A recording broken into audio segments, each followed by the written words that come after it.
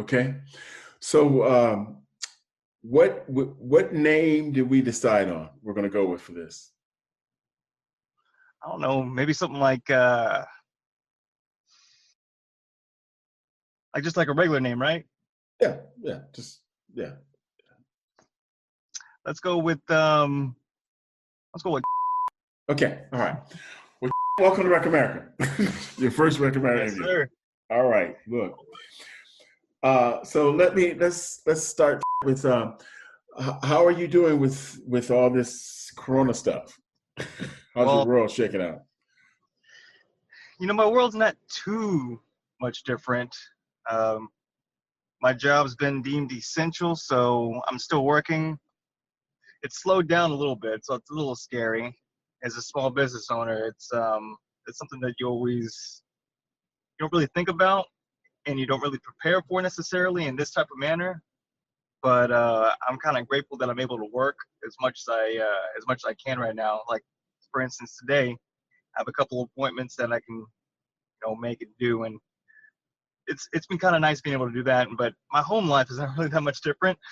I Okay, don't okay, really do too much outside of work, so I uh, mean, okay, that's okay. just the way it is. So things slow down, but you're otherwise making it. Okay. Yeah, What so about yeah? What about and this kind of gets into questions I want to kind of talk to you about, but how's your recovery going our with recovery is going. in light of this and just wherever we want, however you want to answer that question. It's different. There's a lot of forums that I'm a part of now that are doing meetings like this, Yes. virtual meetings and stuff like that. So the message gets passed across, and that's what really is. That's what matters. But sometimes it's different in a sense for myself because I'm a people person. I like to interact with people, like Right. giving hugs, Right. handshakes, whatever it is. You can't do that, and so you get the message in the spiritual message, but the camaraderie is not really there, and so I'm kind of missing that a little bit. Yeah. But in the end, my spiritual condition is pretty good. So for someone like me, I'm gonna be okay. Maybe for someone new coming into this thing, I kind of feel for them because that's that camaraderie, um, and that face to face thing it was key to me, and hopefully we can get back to normal basically. Yeah. Yeah. I hear you. Okay. Well, look, that kind of segues into wanted to ask you in terms of just this is your first uh, conversation with the Rector America audience. So, um, can you share something about the act out behaviors that brought you into the rooms of recovery? Absolutely. Where do I begin? Well, At the beginning. I can always begin, yeah, at the beginning. I guess you know what I could start at the beginning of when I started to notice that things were going downhill. Yeah. And it stopped becoming fun. In recovery, you don't ever start out on a low note. The reason why I became addicted to my substance was because I had a lot of fun doing it at first. It was an escape, and it was something that I always had a good time with. As alcohol and being a young man, I didn't really get that many hangovers, and if I did, I recovered real quick, and I didn't have that much responsibility. But then once I started abusing it too much and being a little bit, I guess, lack of a better phrase, crazier than my peers who I saw drinking a lot, and they started saying, "Man, you got a little crazy last night." I said, maybe I did. I guess so. And when they started seeing things kind of going downhill, that's when I started feeling a bit more lonely and outside-ish because of the Mm. fact that um, I started to become different and feel different. And so once that started happening, I wanted to escape more and more. And so I wanted to drink more and more. And I started to Wow. black out more and more. And I started Wow. to become uh, more lonely and more sad. And my friends started, loving me from afar. And that's not really the type of person I am. And so when those things started happening, I became more depressed, more sad, more lonely. And then rock bottom for me wasn't necessarily being in, holed up in a hotel room, almost homeless. Rock bottom for me was pushing the way, the people who I loved away, the people who always looked up to me and I looked up to. They started becoming more distant. My family and friends, I started hurting them because they didn't want to see me hurt myself, and I just stopped caring. And so that's what kind of brought me into these rooms is being rock bottom and of about to lose everything. And I'm grateful that I was able to see that I was about to lose everything before I lost everything. Mm. And so one day my mom, thank God for her, my mom's always been my number one. She said, "Hey, do you want to go into a recovery center?" And at that time I just said, you know what? I had nothing else to lose. I was already beaten and battered by what alcoholism had given to me, both positively at first, but then the huge negative waves that it has started to give into me lately. And I just said, okay, yeah. And you know what? I've tried everything else to try and stop drinking, and I don't know what else to do. Maybe these guys might have a solution, and well, thank goodness they did. So you went to a treatment center? You got yourself into a Yes, sir. treatment center? Okay. All right. Yep. All right. And once you got out of the treatment center, did you go into 12 step? Is that how you moved from treatment center to 12 step, or was there any break between the treatment center and getting into the rooms of recovery? Was there any break? So, and that's one thing I was also grateful for as well too, is my recovery center was very 12-step oriented. You Okay. know, Okay. yeah, I've never been in another recovery center before, but Okay. I've heard that some other recovery centers aren't 12-step oriented. And if that works for you, that works for you. Yeah. That's, I don't ever bash anything that might work for somebody in a positive Sure. way. But for Sure. me, I'm glad I was able to get the 12-step recovery kind of, beat into me, Okay. Okay. Right. because that's what we did.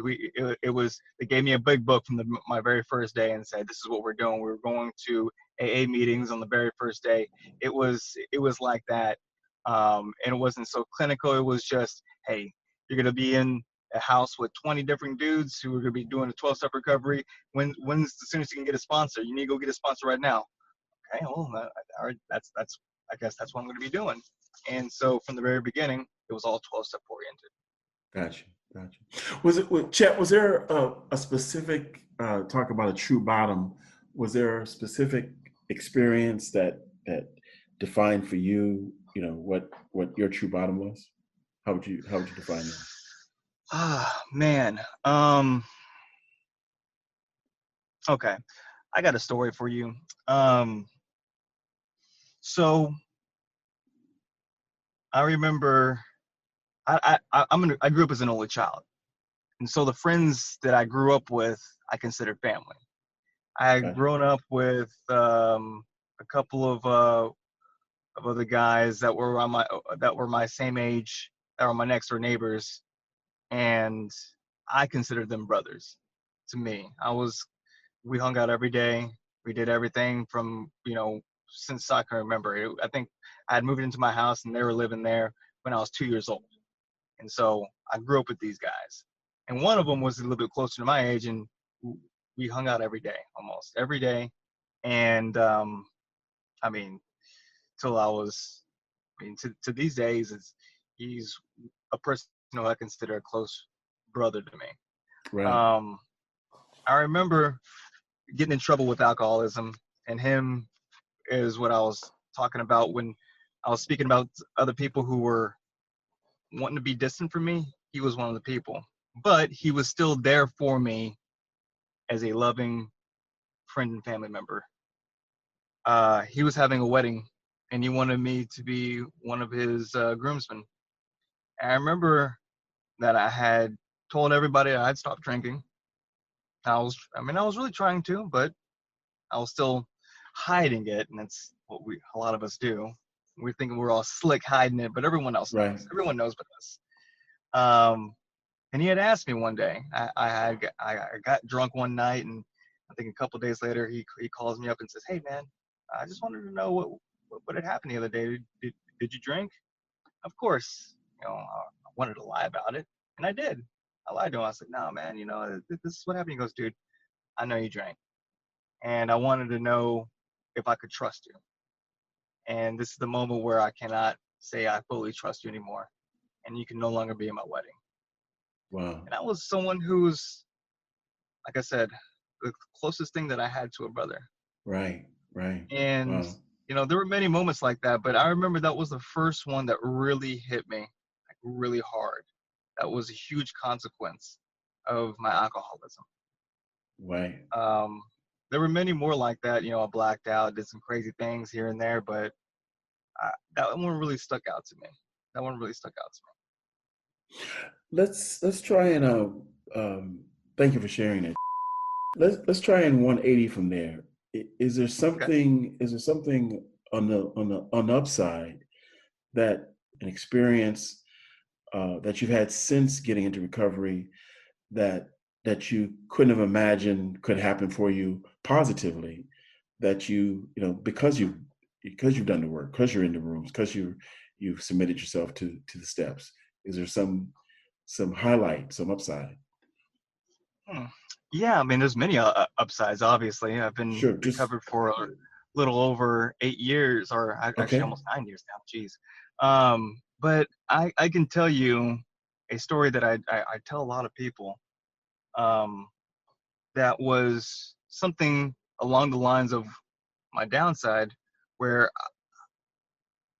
I felt the presence of God and the spiritual existence within my body, and it was about 10 months into my sobriety. I remember walking outside of my back patio that I was living at and feeling like everything was okay. Not everything was gonna be okay, or I was working to achieve something, but I felt this overwhelming spiritual contentness that I knew what I was doing right there and then was something great. Was I had no more Mm, questions about where I was and how I was doing, and there's no more fear that was in my heart and my mind and my soul. It was just like everything was okay in that moment. And I just remember walking outside just going, wow, okay, this is what sobriety and recovery and all this work that I'm putting in, this is what it's all about. I wasn't alone anymore. I had this overwhelming amount of friends and new family members of Alcoholics Anonymous and recovery. Imagine, I had people who I was, I could relate to that.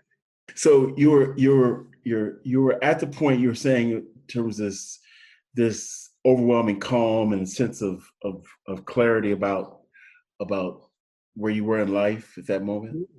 Yeah, I had no more fear. Yeah. I just had no more fear. I just knew that God was with me, and this spiritual sense that like everything was just okay.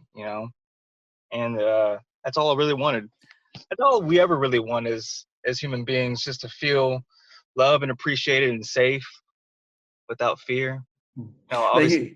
you made a sorry to interrupt you. You made a I think a crucial distinction um, between everything was going to be okay and everything was okay. You were said you felt not it was going to be okay. It was okay. Is that Yes, was yeah that was absolutely. yeah. In that moment, you felt like just serenity. Yeah. Hmm. Is that a good Absolutely. word? I mean, just a sense of Serenity.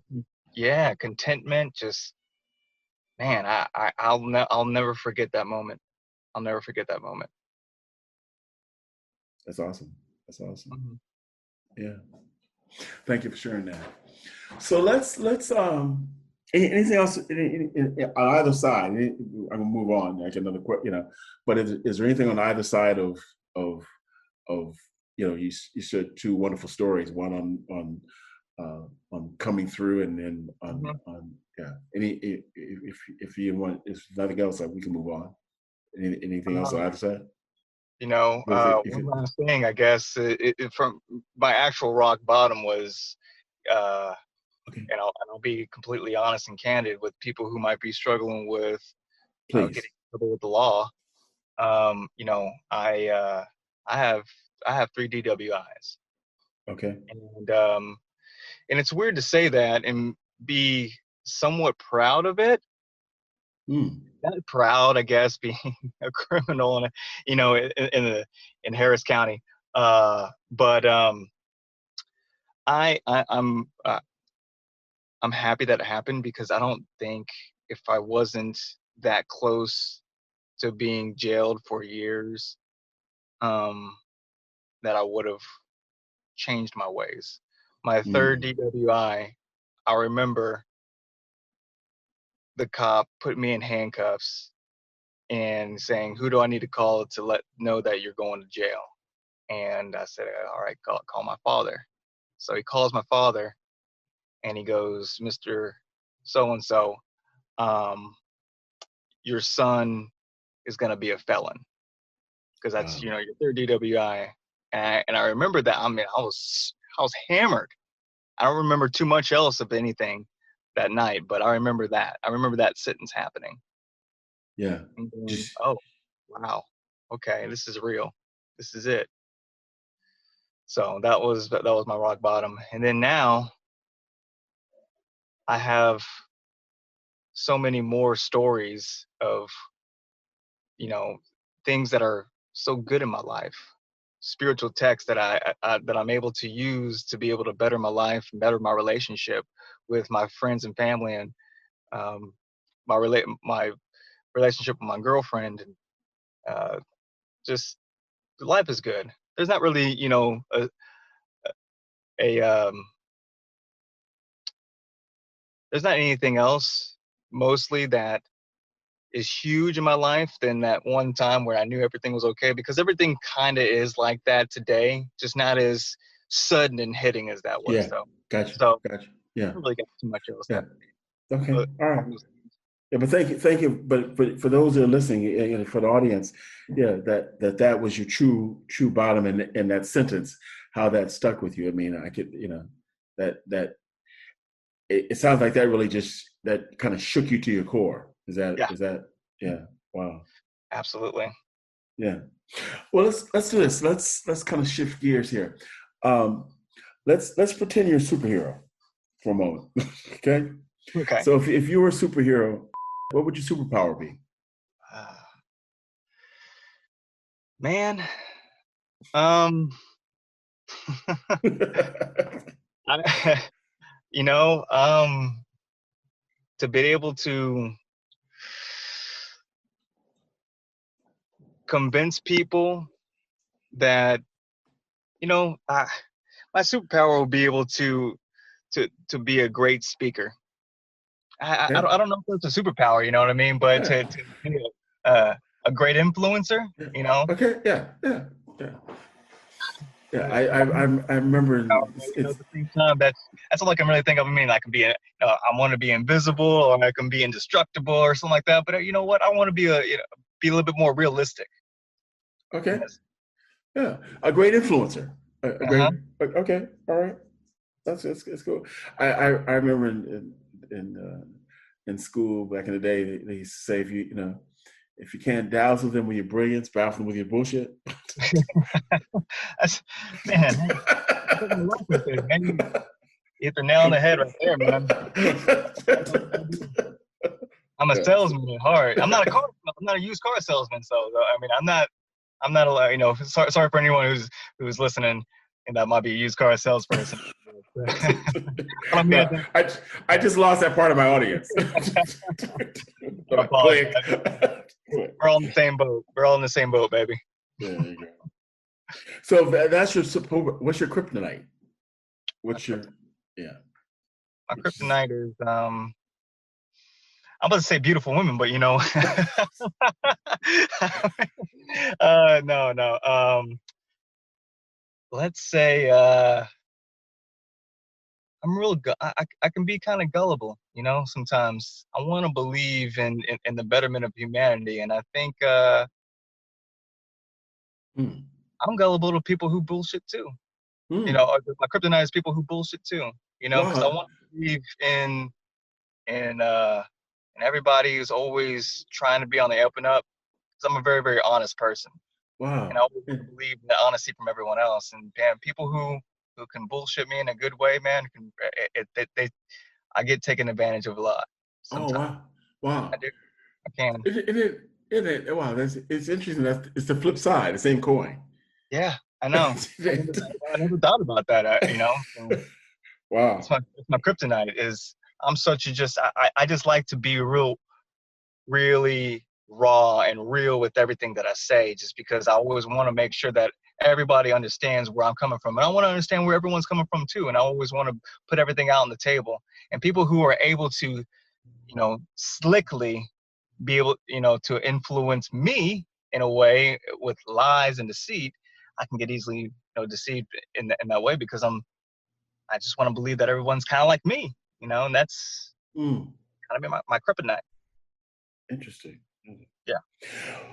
What's the single most important thing you've learned about yourself in recovery? Maybe that's it. We might have just nailed it. But anyway, but that's Yeah. the question. What's the single most important thing you've learned about yourself from recovery? I never knew how loving and caring I could possibly be. Mm, Um, that I just want to see humanity survive and be great. I can see so much more in everybody, and I want to see so much more in everybody. I didn't know how deep that could go. I didn't know how deep life as a human being, as God's child, what the purpose is in living. And I feel like, and I feel very strongly about this, that I have um, realized what the true purpose of life is. And that's a kind of a profound thing to say. And I really feel like the true purpose of life and the true meaning of life is to help others. And what that really truly means is living by example, doing the next right thing, and always reaching out a helping hand to anybody in need. And it's that I think that's what has helped us survive throughout time. And that's what will continue to help us survive here in the future. awesome, awesome. You may have said it in terms of when you answered about the third DWI, but what's the worst thing that's happened to you because of your addiction? Hmm. I think, yeah, I have a pretty ugly background criminally. I think that haven't been too kind to my body. Mm. I think I might have, affect, can't figure out the word. It's on the tip of my tongue. So Some residual effects, to my okay, body okay, future. Um, but man, it's hard for me to really say anything negative about my past. It's kind of one of those cliche things. Is my past made me who I am today, oh wow, okay, and it really is. I can't really think of too much, because I've gotten everything that I've ever wanted because of my past. And that's just a weird thing to say, but it's true. that's awesome. Wow, that's good. Yeah. That with the last two things you said, and that's a good segue. The particular last thing, uh, we in terms of making a difference, using your experience, what you've been through, your journey uh, for good, make something good of it. Um, how do you think that this has shaped you or molded you to be able to make a difference in this world from where you've been, from your experiences? What is how do you think Mine it's equipped you to be able to do that? is being able to sit down and listen and observe the people who I can see, who I feel like have it all. I mean, nobody really has everything that they might want, but from my own perspective, I can see people who do have it all, as far as being content and happy, joyous and free. I see and observe those people, and I sit back and watch. And sometimes I go up to them and say, "How do you do it?" I mean, that's how I got from my first sponsor to, I said, I saw that person, I go, wow, I want what they have. Okay. And so what that did for me was um, show me a new way of how to live. And I had these mentors throughout my time of sobriety to be able to teach me how to live life the right way. What I can say, what is the right way? Another way of saying I want to ask you, what's to make the difference that only you can make in this world? What still, Chet, needs to change in you? What about you needs to change so you can be all that you can become? Hmm. Basically, what are my flaws today? Okay. My character defects today that I need to work on. Okay. I can be not too impatient. Like sometimes I procrastinate. I can be a huge procrastinator. Not in, homework or work or appointments, you know what I mean, things like that. Sometimes I can be a procrastinator in my recovery. Mm. Okay. I can say, you know what, man, I'm not really feeling going to a meeting today or going to hang out with my sober friends and feeling that spiritual camaraderie. I can do it next week, you know. Because at first, when you're, if anyone's who's listening who's been in the same boat as me, when you're first in the program and you're feeling it, you got the spiritual high, and you're on this pink, that's what we call pink cloud, where you're just like, man, it's a new way of life. I love it. Nothing can stop me. I had that for about a year or almost 2 years, and I was going to meetings every single day and loving what I was doing, and I still, love what I do today. But after a while, that uh, the sheen on sobriety just becomes a normal reality. It just becomes an everyday life, and so you get too content with it, or you get too you start to procrastinate Mm-hmm. with recovery. You say, I don't need to do this. I don't need to talk to my sponsor. I can take care of this myself. I can do it tomorrow. And what I've started to learn is that the longer I go and procrastinating, the more spiritually sick that I start to feel. I start getting more agitated easily. I start, you know, being discontent with things around me that just a week or two ago I was just completely happy with having. And so that's the type of thing I need to work on. Was I need to be stronger in doing things and then here and now today and understanding what my recovery really means. And it's working a spiritual daily life of everything that I can, as in who can I help? Prayer, meditation, all these things are key to my recovery. And don't wait. Don't wait till till you're in the sticky. The sticky as in like that snowball of crap. Um, and I'll say this. I'm kind of went on a tangent, but I'll say this about people who I've heard in recovery is like, I stopped going to meetings and I stopped doing this, and it's like a snowball. You go 2 weeks without going to a meeting or talking to people, and then all of a sudden it's a month and it's 2 months. And what I hear a lot of people whenever they fall apart is those are one of the first things they tell me. Man, I stopped going to meetings and I stopped talking to people. Man, I can't let myself do that. And so that's pretty much it. I can't let myself do that. So what's your next move? My next move is to go on a virtual meeting, I guess, today, huh? There's a good one tonight, man, at 8 o'clock. So, yeah, that's what I'm going to do. That's it. All right. Thanks for being here today. Thanks for being on Rec America today, and we'll get back to you. We're glad you could make some time for us, and we definitely want to have you back another time. Okay. Absolutely. Thank you very much. I'll be looking forward to talking to you soon. Okay, man. You be well and stay safe with this all that's going on, and make that meeting tonight. Absolutely. You too. Okay, all right. Talk to you, All right. bro. Thank Take you, care. man. Bye. All right. Bye Bye. bye.